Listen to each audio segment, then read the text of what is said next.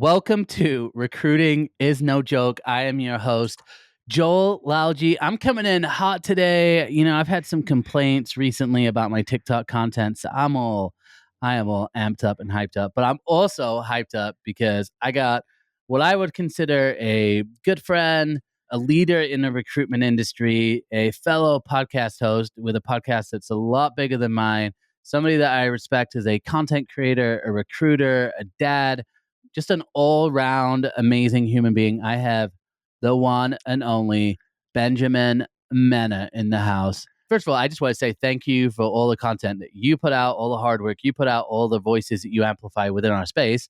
But welcome to our show. Why don't you give us a quick intro on like what you do, who you do it for, and then we'll get into today's show. Well, let me just say, I start off by saying who I do it for. I want to say, I don't know what I'm doing half the time, but that's the way I feel. But my name is Benjamin Mena. Me and my wife own a recruiting agency called Select Source Solutions. We focus on the government contracting side of the house, but I'm also, most people hear me or have known or have seen an episode of the Elite Recruiter podcast. And that's really just sharing stories of your peers in the industry, what they're doing and how they're winning. And, I call it a small podcast, but we're, I think, like 170 something episodes in now. So it's just been absolutely wild. And I got to say this.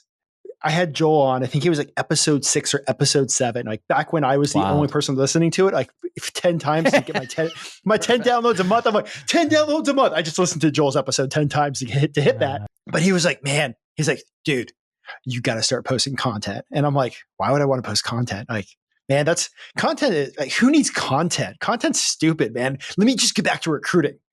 Yeah. Well, fast forward, Joel has now almost 900,000 followers, about 10x more than I do, or maybe like 20x more than I do. So when he has some advice, make sure you listen. I think what's crazy is like, just talking about content piece for a while or just starting off with that. It wasn't necessarily the plan here, but I think what is crazy is, I know when I first started creating content, similar to how when you first started creating the podcast, it's like, I think you have to just have that mindset of almost living in the future of what it could be, but not seeing that for a long time, like a lot longer than you think. But I think we're both just testaments to what you can actually do if you're really, really consistent and you push through. And then you keep getting better at what you do as well, which is, I think we're on this podcast, we're on like episode 79. And I've probably been doing it about the same length of time, not this podcast, but other podcasts. But I know, like, even in my own journey, like, you get better at what you do, right? You get better with video, you get better with writing, you get better at all of these things. But it's really the consistency. And, I could tell you there are hundreds of people who, when I first started creating content, like, I looked up to, and I was like, oh my gosh, this person is amazing.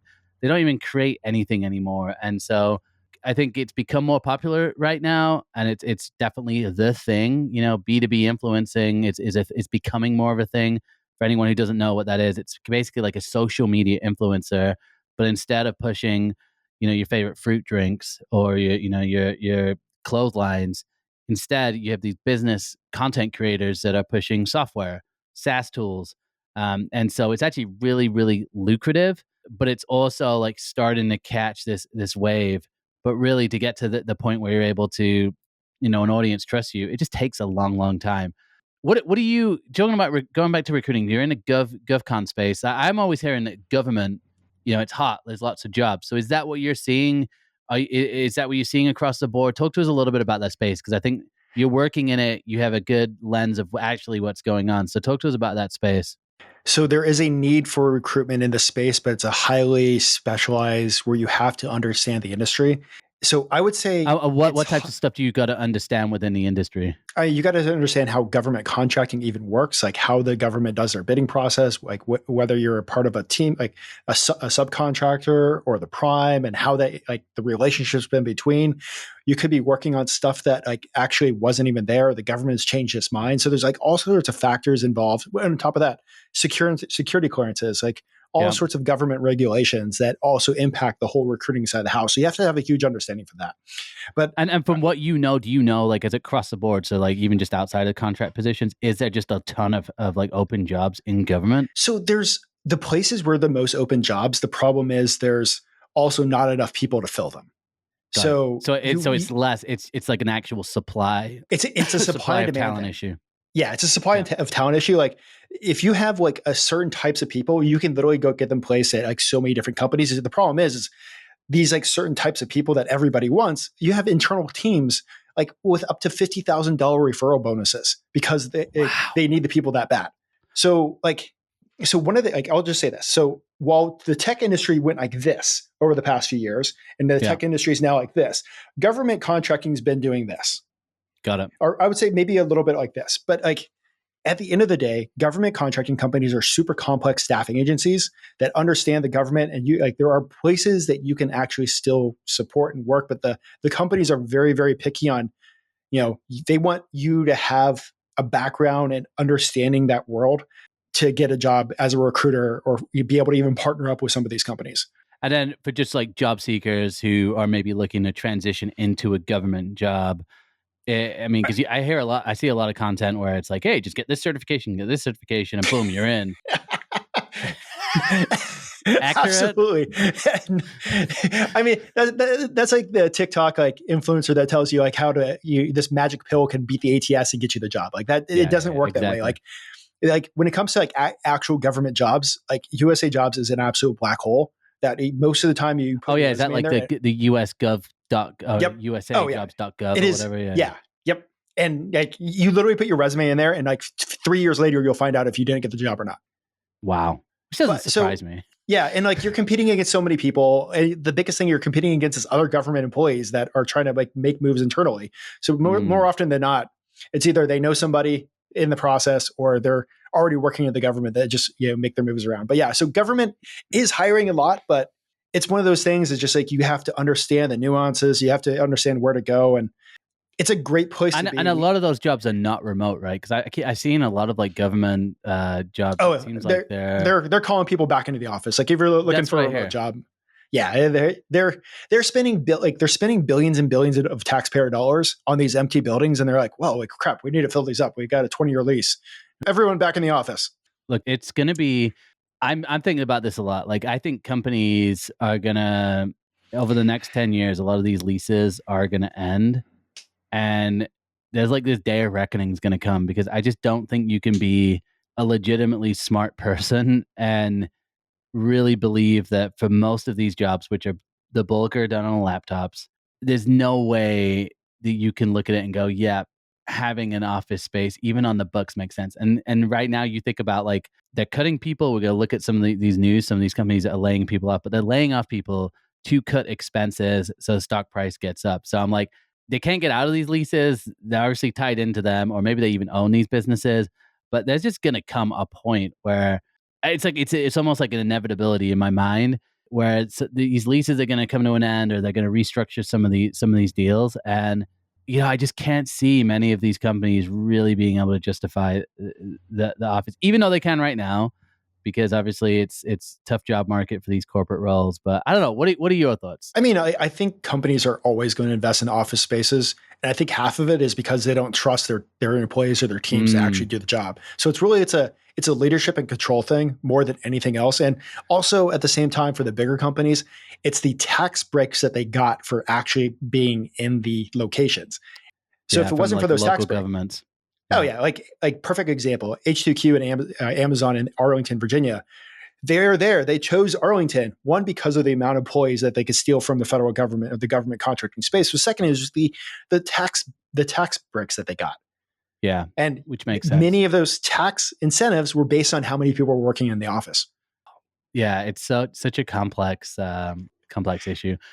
Well, look, I like I said at the beginning of the show, I've been recently accused on my TikTok of just being all doom and gloom and, the world's ending. And it's definitely not what I think is true, but I do think there is this like dose of reality that we kind of I think you have to like face up to it right now. And one of those big things is the continuation of layoffs. And the latest, one of the latest news we're seeing is again from the tech industry. What's more interesting about this layoff, though, is like the reasons that they're giving for these layoffs. So as you can see, for anyone who's out there, it says Cisco is cutting thousands of jobs as it shifts focus to growing business segments like cybersecurity and AI.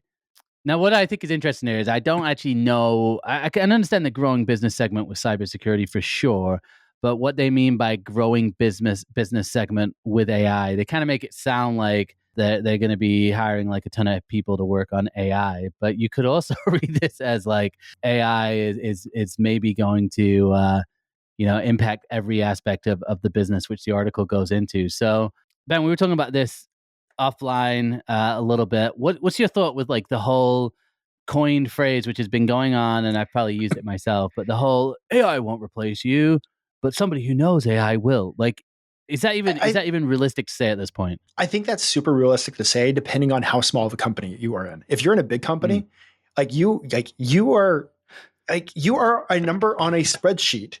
And at the end of the day, no matter how good you are, if an executive sees a way to save $1 million, I've seen so many amazing people over the years, even the top producers, the best people, literally market movers, still get let yeah. go just because some executive or a new VP made a decision. Hey, we're going to save some money on AI, and with saving that money, we can let go 12,000 people. And how much is 12,000 people when it comes to like on a per year basis? That's millions of dollars. Yeah. So if they think they could spend 2 million on AI and save 10 million on headcount, like you're going to see big companies do that day in and day out. And you know, the poor person or the accountant or whatever division in the, hey, I know AI. I've been practicing Chat GPT really hard over here. I mean, your personal manager might be like, you're amazing, you're awesome, but your manager might be getting cut with you. Exactly.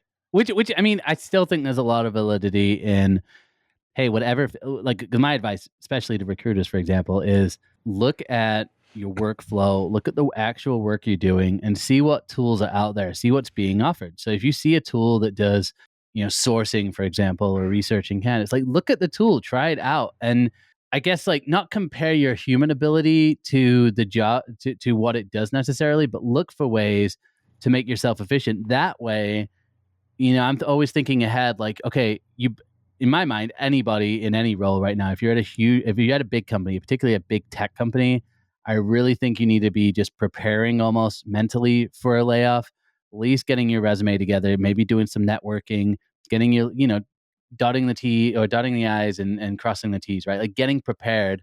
But it's really for like almost like your next positions and positions in the future. Like you're a lot stronger if you go into an interview and maybe you're asking questions like, well, talk to me about AI, talk to me about automation, like how are you using it? And if they're like, oh, well, we haven't had time or whatever their reason is, I think you look like a better candidate if you're like, well, here's some of the research I've been doing. I do think it can separate you. But to your point, if you're at a big company, it's like you are literally just a number.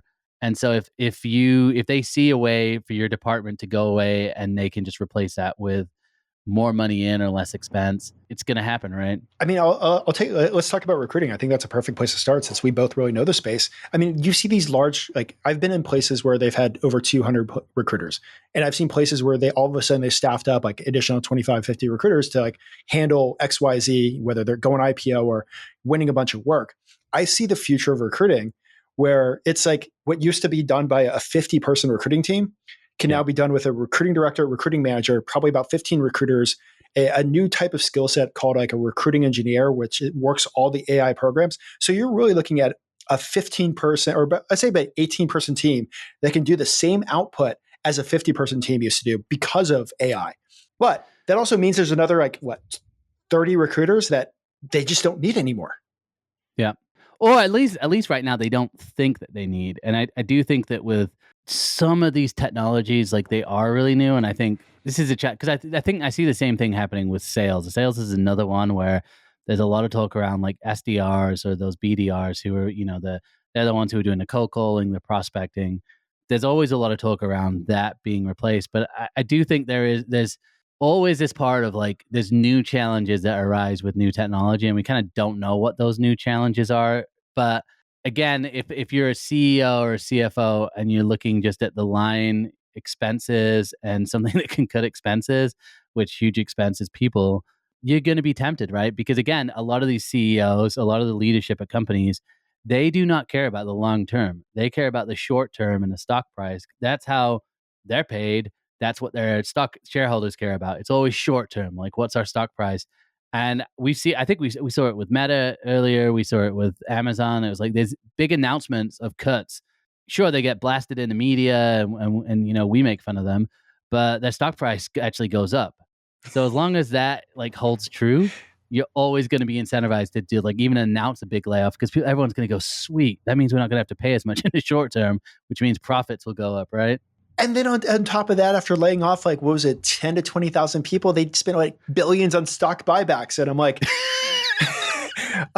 it's all about pushing the stock price up at no matter what. And at the end of the day, like, we've had these conversations. We've had thousands and thousands of conversations, both of us, of people on the other side, recruiters, not recruiters, that have been impacted by a company's decision, no matter how good they were and how many hours they put into that job.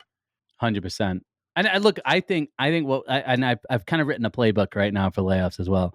We start to see the first return or the forced return to office, which, immediately you're going to lose some people, right? So it's kind of like a quiet layoff, and then this is a new thing now. Like, hey, we're exploring AI and cybersecurity and these other issues, and we need to shift resources. So your thought on like the next 6 months here, do you think we're going to continue to see notices like this? Do you think it's just going to kind of be the norm again?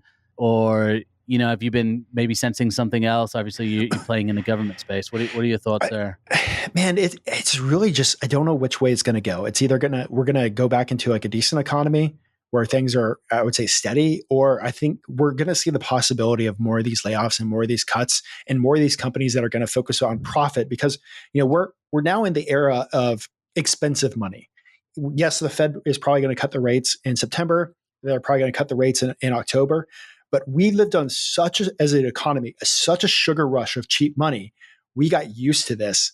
And I think we're starting to deal with these hard decisions of expensive money. And most of these companies out there are like, they're paying bills on debt. They have hundreds or billions of dollars of debt that's now starting to come through. They're paying higher interest rates. They're looking at all this stuff. So, at the end of the day, I think they're going to start making more cuts because of that. I think so. But AI is going to be the talking point.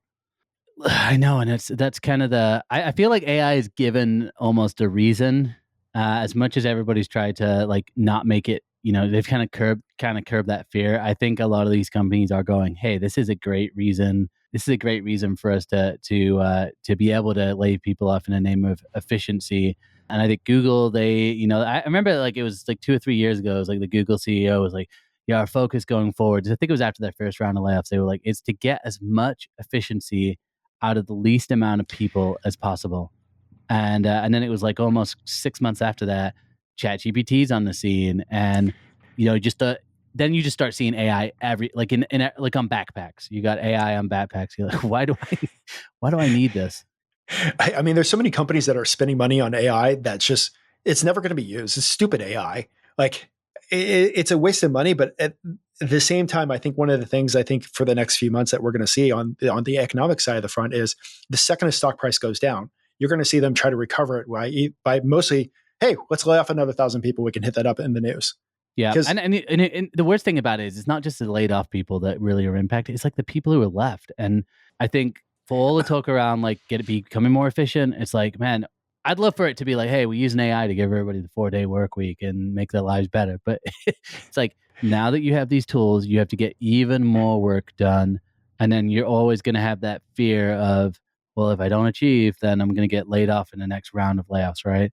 It's like almost like fear mongering, like for your job. And then now you're expected to do even more work.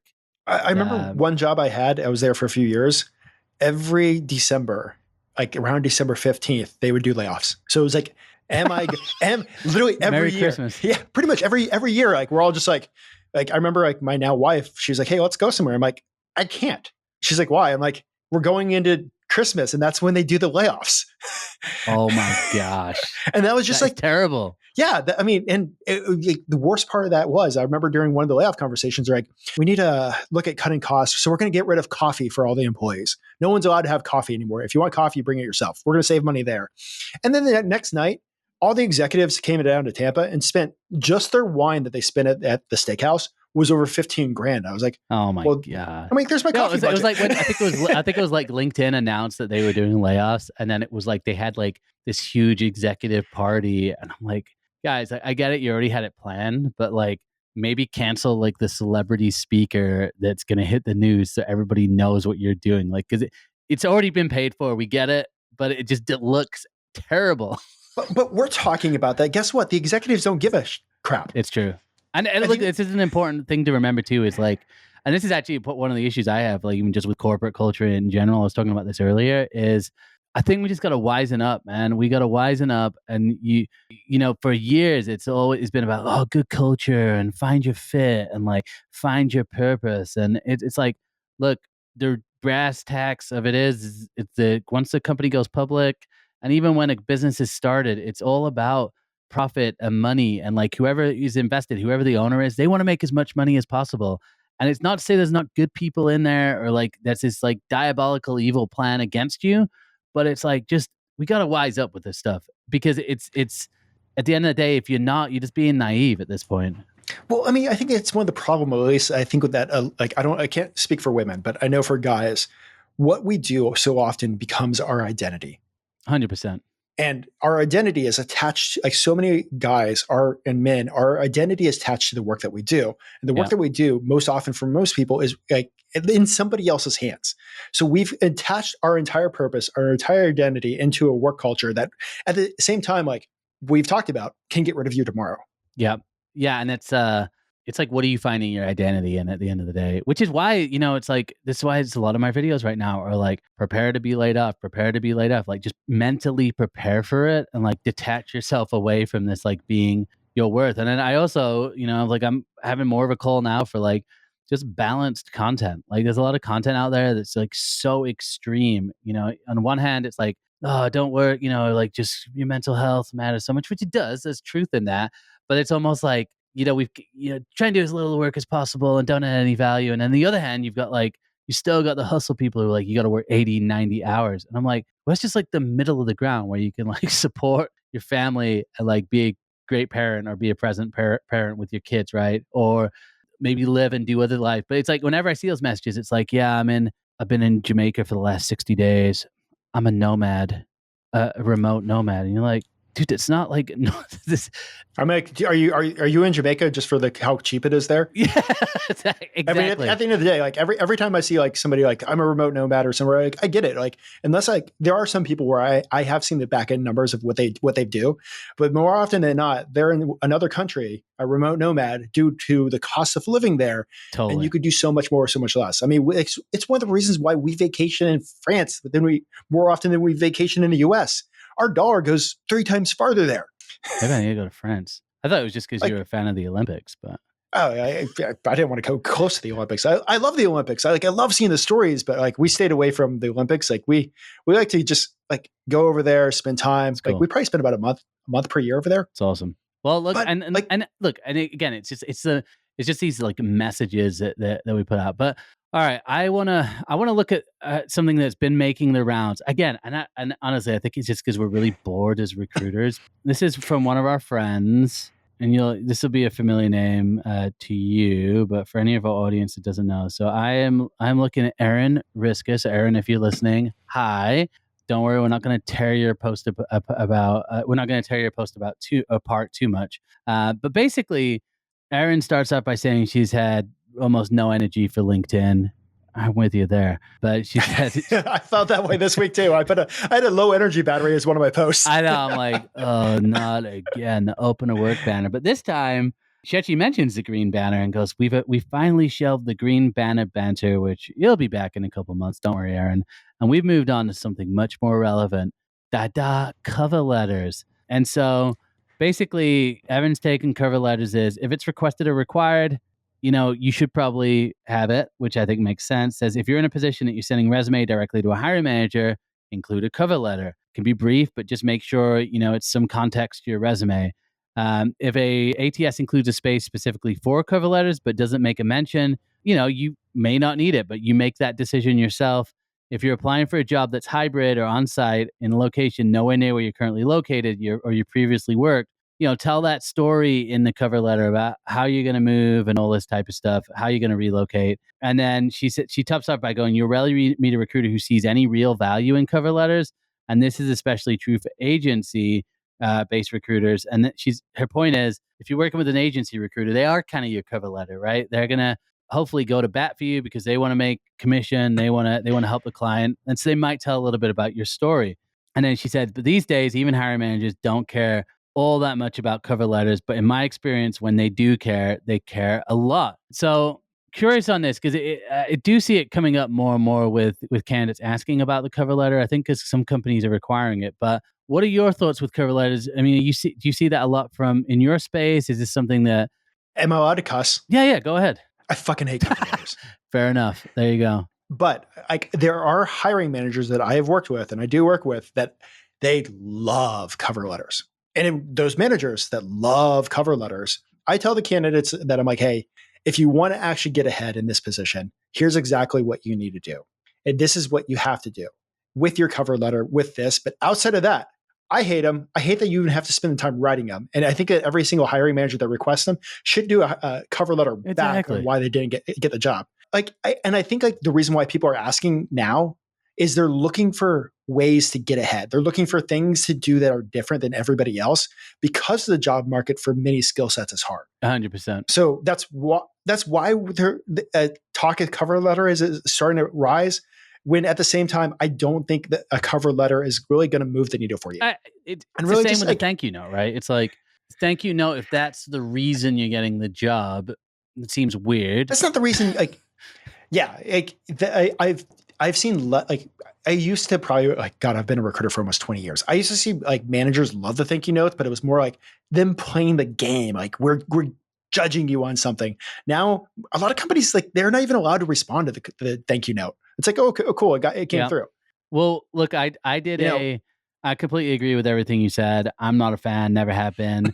I think it just creates more work. But to Aaron's point, if it says it's required, I would, I'd put in the effort. But I decided to also take a look at, I decided to do a poll on this. You guys know I love the LinkedIn polls. And this one, the poll king. And this poll is only an hour old, so there's plenty of time. We already had 600 votes, and it's 20% of people are saying they. The question was, do you read cover letters? Not do you like them, not do you request them, but just do you read them? And the overwhelming amount of people are saying no, they don't. And then we have some other people commenting. So some of the comments here, because I said if it's others. Don't. One of my friends, Joel Lalgee, said sometimes for higher level positions or when I was an agency side of the recruiting and working with a nonprofit or a highly mission oriented client, I guess my view is I would never look at them as a bad thing for a candidate offer, but it's unnecessary to ask in the majority of times. Agreed. I can honestly say Renee, who's a senior talent acquisition, says that's a recruiter at Versatile Media, says, I can honestly say that 99% of the cover letters I read are thorough, well-written, and highlight candidates' enthusiasm and research in our studio. They're almost always impressive and make me smile. The other 1% are written for the wrong studio. Okay, so... All right, I've seen that many times. Yeah, or it's just like a generic... One thing I did see a lot, or I do see a lot, is people just kind of have the generic cover letter, and it's they're always super long. Those do not get read. So just to point that out. And then David Marshall, who's the founder CEO at Marshall Experience, says, if the role doesn't involve a heavy amount of written communication, it's practically pointless. This isn't intended to throw shade, but we got to stop asking candidates to jump through hoops only to work in an environment with mediocre resources and leadership. Oh, boom. David's coming with it, which I agree with. So the reason I did that poll was just because I think sometimes, again, like you said, people right now, they're looking for that way to get ahead, but you got to know if it's a realistic way to get ahead. And it's a cover letter, I don't think is the hack of hacks, it's one of those things. A lot of internal recruiters, the amount of people in the recruiting teams has been cut. So the recruiters are doing more with less already, and much of it without AI. So you see a recruiter that's in charge of 50 requisitions, and some of those requisitions are getting 1,000 applications per week. So this one recruiter that in charge of 50 requisitions on top of all these hiring managers, on top of all these interviews, probably has 4,000 to 5,000 applications coming in per week. They're not going to look at the cover letter. No. And look, even talking about that, this is a problem we're seeing more and more. So it's kind of in line with the cover letter, right? Because I also think that a lot of people are using AI to just write cover letters, and it's a big mistake, right? Like if you're just using AI and copy and pasting it, it's actually going to look really, really bad for you because we can all tell it's written by AI. But we're facing this issue right now of where employers are inundated with AI CVs. So whoever wrote this is from England or Europe or somewhere. CV is just a resume for anyone who doesn't know. But it says job seekers are increasingly using and this is from LinkedIn for anyone who's out there who's just listening. It says job seekers are increasingly using generative AI to land the next role, using technology to write CVs, cover letters, and even take recruitment tests. What? And it says up to half of the candidates are now using these tools. In some case, flooding a high volume of low quality in what do they call those in whatever that you guys know what I'm talking about, the finger thing, right? Low quality application quotes, low quality applications, quote. citing employers, recruiters, and surveys. And then also says some large employers have warned against such use, and many are hopeful that a final job interview will weed those people out who cheat on tests. And then they have a couple other things about people who are using free chat GPT versus the paid version. What's your whole thought here? Like because I recently have been approached by a tool that actually gives you answers while you're on the interview with AI. So here's the question. Cut the answer. So where do you draw the limit? I think I know this tool because they reach out to me. Final round AI. So anyone knows. Yeah, you made it. I mean, they didn't respond back to me after the initial conversation, so I wasn't cool enough for them. But it's one of those things like, you can, if you get in, can you actually do the job? But going back to the original thing that we're talking about with all these AI resumes and AI cover letters, there's one of the biggest things that a lot of people are competing against. It's people with like one bullet point out of the 10 that's needed, and there's 70% of the resumes are those. Like it's a lot of people like, shooting their shot for a big data engineer when they've got 2 weeks of data analysis. I took a course on Coursera. Doesn't that make me qualified? You have a TikTok influencer telling you yes. The problem is the hiring manager is going to say no. Look, I talk about this a lot on my content, and people get pissed about it because I'll be like, it's a numbers game. It's a numbers game. But now what I've been saying is like, because I do think that you've got to apply to more jobs than you think because there's lots more people applying for jobs. And it's like the worst thing about it is if this recruiter, who we've already mentioned, is short-staffed and they don't have the resources, I would love to believe that for a job, if there's 700 applicants, I'd love to believe that the recruiter is looking at each resume that comes through. I just don't see that if they're managing 20 recs. Like it's really hard for me to really, really believe that. Not say that they're bad or anything like that. It's like these recruiters want to do their absolute best. They are trying as hard as possible. But at the same time, like depending on the skill set too, like perfect example of recruiters. You have you're competing against 1,500 recruiters on an open position. Like when it comes to recruiting, I would say probably 80% of those are highly qualified. Exactly. And so then it's like you can't, it's like this is what's going to happen. You're going to go through, and maybe you go through 200 of those resumes, and no, the ATS isn't filtering anybody out or anything like that. Maybe they're searching by keywords, or maybe they are having some sort of filters, maybe if where you live, maybe because it's not a remote position. But then, it's like, look, you got your hiring manager who's like, hey, I need some candidates. So you're going to go through, and once you start seeing some qualified candidates, you're probably going to get, 5 to 10, whatever that metric is, whatever the hiring manager wants to see, and you're sending those people through. And so it's like, you got to apply to a lot of jobs, and you kind of got to get in there early still. I mean, that kind of makes sense. And, you just have to understand. And yeah, it perpetuates the issue, right? Because now everybody's playing the numbers game. But it's like, what's the other option? Just apply to one job and go, hope it works. Like, I mean, you're gonna get me on the one-itis case. I think one-itis is one of the most deadly diseases when it comes to job hunting. Deadly diseases. And what one-itis means is you apply to one job, you get the interview, and you're spending all this time. You're like, the 2 weeks to do the interview process, 2 weeks to actually go through like the final round interview process. You've stopped job seeking this whole time. So you're now a month of not job seeking. There's three great candidates at the final round, and you are not picked. You have to get that whole machine of job searching up and running again. And then it's going to take you a month, 2 months to get another interview. By the way, the opposite's true too. If you're a recruiter, you're a recruitment agency owner, and you're like, oh man, I got 3 really good candidates here. I'm going to send them through, and now I'm not going to do anything else for the rest of the month because one of these will get the job. It's like the hiring manager changed their mind, positions on hold. Okay, now I got to do business development again, and it's literally if you're a job seeker right now, which there are a lot of recruiters who are job seekers. If you're a job seeker, you've got to think about like the pipeline of other opportunities and what you have going on. And like you said, it is a machine. Like you have to keep on going because nothing is guaranteed. Even once you get the job, it's like, look at the climate. Like it's not unheard of for job offers to be pulled or for things to be rescinded or things to change. Got to keep that machine moving. I fully believe nothing. I mean, this is probably because I've been in recruiting so long. Nothing is set until there's a butt in the seat, whether it's your butt or somebody else's. And yeah, exactly. And I also seen other people who are like, well, you just, maybe apply to, be really selective and specific, which I think, yeah, that can work if you know the roles you're recruiting for or you're applying for, right? Like I think for high level positions, there's some merit to this. And also the same thing with like the networking and hidden job market. Like I do actually think with a lot of these higher level positions that don't always get posted because they don't want that competition to know that their whole like leadership team's crumbling. You're not going to see like, hey, we're a super successful company. We're also hiring a CEO. Like, not going to happen. But I mean, if you're like an engineer, a staff engineer or something, it's just you got to put in the numbers, right? I mean, when it comes down to like even like the high level positions, like the executive, like they're in the government, there's things that you have to deal with and all these laws that you have to apply by. One of the times where you actually don't have to post a job is for an executive. Yeah. When it comes to like government regulations on government contractors.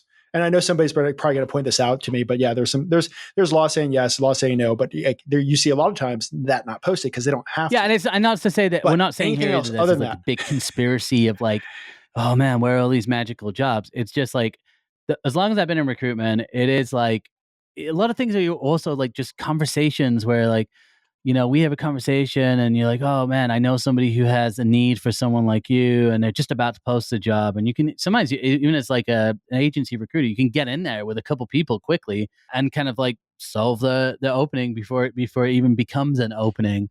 And I know people hate to hear that stuff, but small businesses, companies that are involved in like private equity and VC, a lot of those deals are done through people as well. And so I think for job seekers, I'm like, oh, well, Joel, now what are you saying? Now don't apply for jobs. No, I'm saying you do everything that you need to do. So if that's applying for lots of jobs, so be it. If that's networking, so be it. If that's putting yourself out there and driving around your local business parks and saying, hey, I can work, so be it. It's like the choice is yours. And the thing is, like, I think also a lot of people running into is like the TikTok job advice of 2022 when the market was freaking hot. You got the same people saying the same thing now, but it doesn't work. Like you have to be completely different. You have to put in work. Like job hunting is 100%. And look, this is another article that I thought was kind of interesting. So this is kind of along with the same vein, right? Because one of the things I hear from a lot of the TikTok coaches is like, oh, you just gotta send a LinkedIn connection request to the recruiter and you'll set yourself apart. And it's like, oh my God, or, message the hiring manager. And I'm like, okay, look, I promise you have to do a lot of different things and some things will work sometimes they won't work. So like my opinion is like, try a lot of different things. And if something's working more than the others, double down on that. But it also doesn't make it a rule for everybody else. But this article is talking about some of the mistakes that people reach out when they're reaching out on LinkedIn.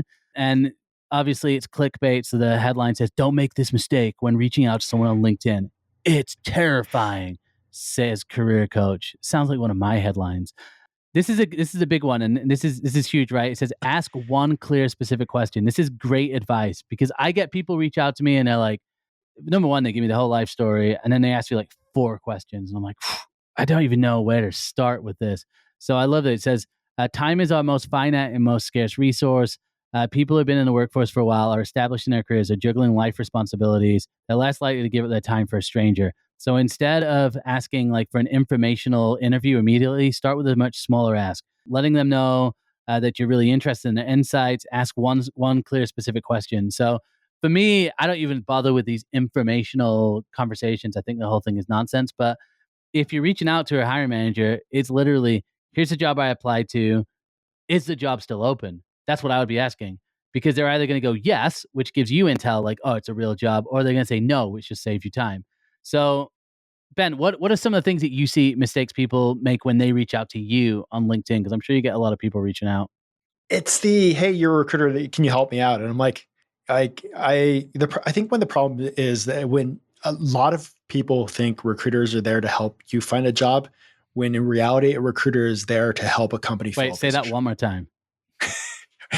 A lot of people think recruiters are there to help you find a job, but in reality, they are there for to Yeah. help a company Which then fill a like position. once you're the person that they've identified as a potential, fit for the company, they do then, it's like we do kind of start to Cool. help you out with that because we want you to get the job. So maybe there is a little bit more resume advice or interview prep, those types of things. But we're not doing that for everybody, right? Like everybody who reaches out, we're not going, hey, I let me mean, try and help every single person I know out. that's what almost got me fired when I first got into recruiting. If you want a good laugh, like I almost lost my job They're as like, a you're too recruiter helpful. because I thought literally they're like, you're not making any placements. You suck. Like nobody wants you on their team. And I'm like, but what are we supposed to be doing? We're getting people jobs. No, you Yeah. fill these positions.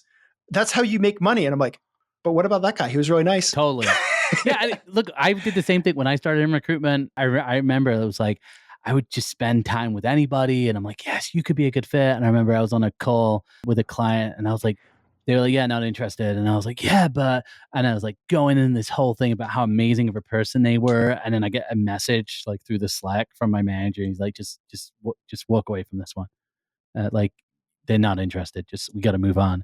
And I was doing it from a place of like I want to help people, but you just can't help everybody with that, and especially if it's not even something within your niche. Which is why I say like just be specific as you can. Like here's the job, and then leave that little one question. Someone else he also goes on to say start with 15 minutes. So this one is you kind of include another question and go if it's easier we could just talk for 15 minutes. Now this to me, I think could work in some ways, but I think you've almost got to kind of give people what's in it for them as well. And I think this is the piece where I'm not sure I necessarily agree with the start with 15 minutes, but I think if you are going to ask for an amount of time from someone, 15 minutes does seem a little bit more reasonable rather than even a half hour or an hour. So has anyone tried this with you? Like if it's easier, we could just jump on a talk for 15 minutes. And what would your response be if someone sent that to you? About half the time I try to get out of it and try to just answer the question.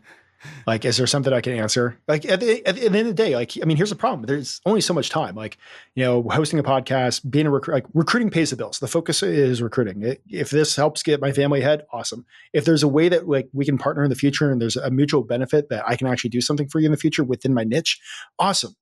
But if you're completely outside the niche, like I can at most give you good advice, but that's now why like I have articles and stuff like, hey, this is like the best piece of advice, which you probably have like videos and TikTok videos and Instagram videos. Like, hey, this can actually help you probably more than us Well, spending time on the phone and me that's why just I do all regurgitating some of that's this why I do information. content. That's why I do live shows because you give that information out at scale. It's a lot easier. But I can tell you, people always want more. And this is another one, right? It says don't say sorry, not do, don't say pick your brain. I just want to say, because I get this a lot actually from recruiters as well, who are like, I just want to pick your brain on starting my own agency. I just want to pick your brain. I will say when I hear pick your brain, I want to be like somewhat sensitive to this, but I also want to be real with it. When I hear pick your brain, it basically means I kind of care about what you think, but not enough to compensate you for your time. And it sounds harsh. And I used to even say to people, "Can I pick your brain?" But there's something about it of like, "Hey, can I get your knowledge basically and like have my way in your head to figure out a solution to my problem that I'm facing?" I mean, Joel, here's the thing. If you probably answered yes to every single person that wants to Oh, pick your brain, how many hours a week per I you used to are say you yes to in those everybody who picked conversations? my brain, and it Give me was a like number. 10 hours a week of just But like, nothing. what, And I what, was like, I thought, oh, I'm doing good for people, and I was, but I also realized the truth is if don't actually pay for something, and this is a lesson I've learned in life, if you don't actually put your money where your mouth is, And don't tell me you can't come up with money, because I know you got the Netflix subscription. I know you got all this other stuff you pay for. If you can't pay for something, you do not value it. It's just, it comes down to that. I don't care if you're talking about Planet Fitness, where it's like $10 a month.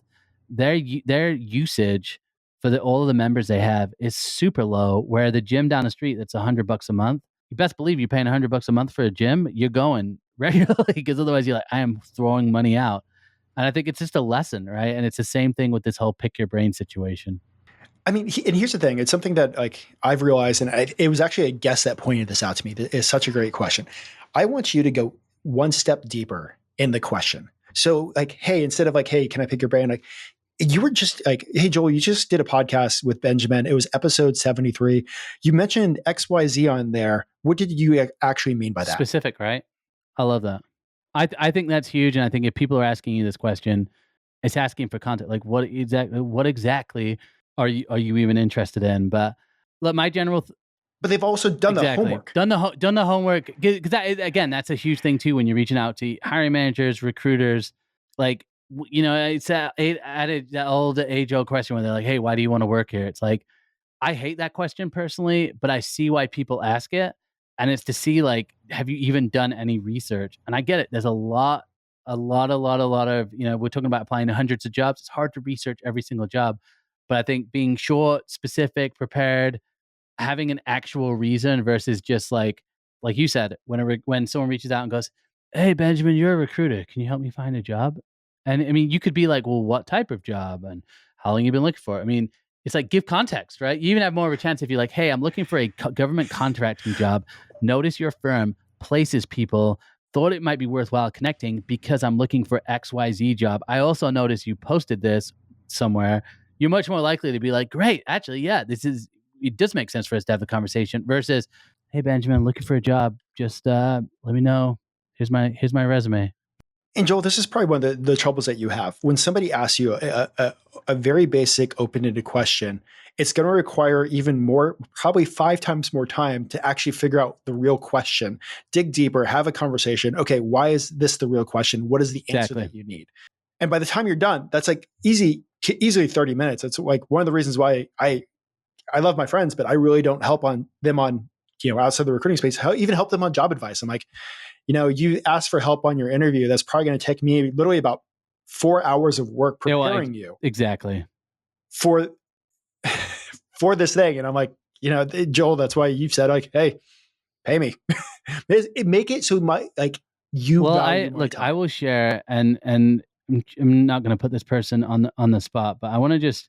I just want to. So I got this message, and I'm not even going to necessarily read the whole thing, but like anyone who's watching this, so if you're just listening, go to the YouTube and just look up near the end of the show. I got a message which just like it has 4 questions in it. It's great, and it says like, I often hear recruiters say they don't have little time, only a few seconds in the actual message, where I'm like, it's going to take me like 3 minutes to process what you're saying, but this type of long form message, I just never recommend sending to anybody, like not just me, but just anybody, because the reality is we are so stretched with attention. And this is why, like, if you look at a lot of my content, I have short videos, I have short posts, I've got long posts, I've got long form. And it's because like, if someone just finds me on social media, I don't think they're going to give me 10 minutes. Now, if they're really interested and they go through the rabbit hole and they go to my link tree and then they go to the podcast, maybe they give me an hour because they're like, I value what this person says. And so I always think about like, the less someone knows you, the less time they're going to give you. So you got to make it short, specific, to the point. And I like your point. Open-ended questions seem great in sales. But if you're reaching out to someone you don't know, just give them the yes or no. Is this job still open? Then the hiring manager can go, yep or no. And if they say yep, you can go, is it for your team? Is it for someone else? And then it's like you've got a dialogue going, right? I mean, like looking at the questions that he had, like that can easily go into like macroeconomic issues that are the reason why, we're looking at macroeconomics, we're looking at the Fed rates, we're looking at the way companies are trying to make profit to get to the answer of why recruiters only have this much time. Like, honestly, a perfect world, recruiters would only have 5 recs and they're in love with their hiring managers and walking everybody perfectly through the process, giving everybody perfect responses. But we don't live in a perfect world. That would be my perfect world. My perfect world would be I'd have like an AI Joel just doing the recruiting, and then AI Joel pays me, and I'm like, this is amazing. But I mean, I had one of my wake up calls in my first corporate world, And it's like, God bless the recruiters that say that they give feedback to every single candidate, this and that. We went through a corporate restructuring. I actually had 270 recs in my plate. Yeah, exactly. I was working from about 7 a.m. to 11 p.m. at night. The recruiter next to me had 4 freaking recs. And I was like, hey, there's a bit of a trouble here. And they're like, we're going through a corporate restructuring. We can't make any changes on rec load until we're done here, but you have to handle everything. And I was just like, I am dying. And like, I started calculating the amount of hours we were in meetings. We were in meetings 30 to 35 hours a week. I was in charge of 270 recs outside of the 30 to 30 hours that I couldn't bring my laptop into meetings. That doesn't even make sense. So yeah. Like, but then it's like, it's no wonder there's these black holes in recruitment. And this is why I think there is a point of like, as a recruiter, there's certain things that AI can do, which can like actually just make our jobs a lot less of a burden.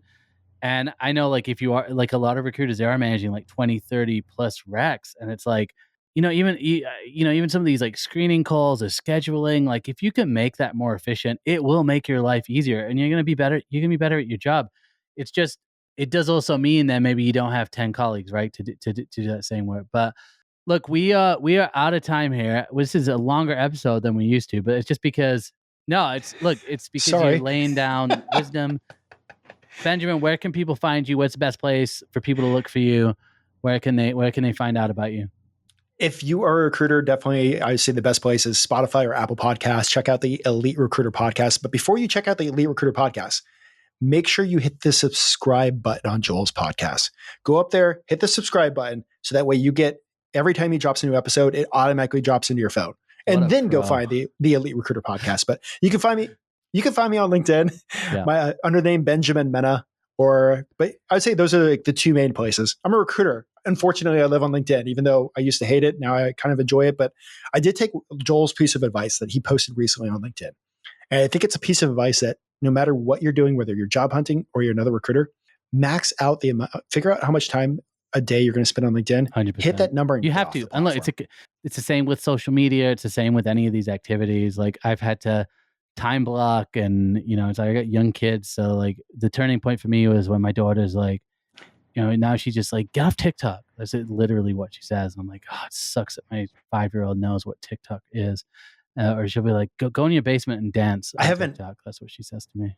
I have an app, so I can't even access like TikTok, Facebook, or that's smart, like Instagram on my phone from the hours of 8:30 to 4:30. So you're smart. Send me the app. But guys, look, I highly advise going to find Benjamin, go find the Elite Recruiter podcast if you're in recruitment. Even if you're not in recruitment, I would listen to some of those episodes to just understand like how agency recruiters work, how they think, how internal recruiters think, hear about some of the trends that are going on, because he just interviews a wide variety of people on the show.